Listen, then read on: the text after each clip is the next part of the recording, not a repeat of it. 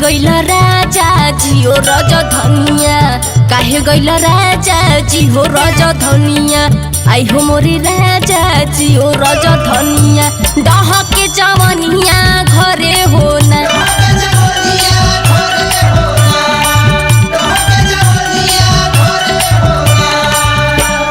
सुन धनी पेटवे के करनवा, सुन धनी पेटवे के करनवा। आई हो धनी पेटवे के करनवा, बैरी घर अंगनवा भइल हो ना।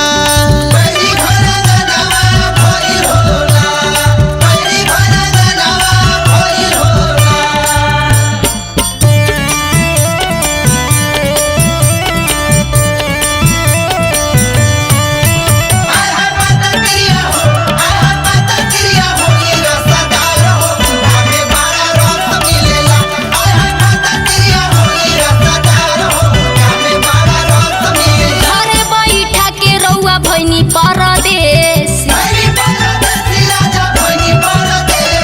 दुख भइल तू ना बेचैनी देता रे,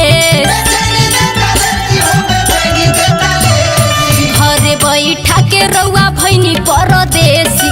दुख भइल तू ना बेचैनी देता लेसी, जरे जैसे चूल्हिया पोया दहनामा, जरे जैसे चूल्हिया पोया दहनामा।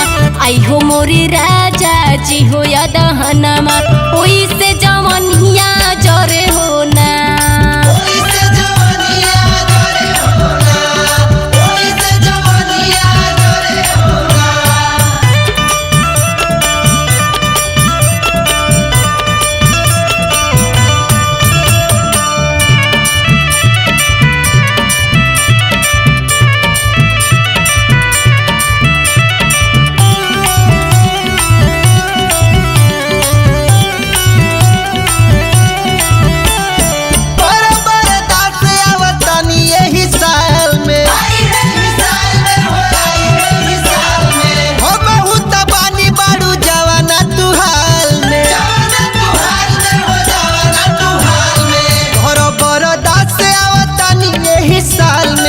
हमहु त बानी बाड़ू जवाना तू हाल में। सुन सुगा तो हरे हो धियानवा, सुन सुगा तो हरे हो धियानवा।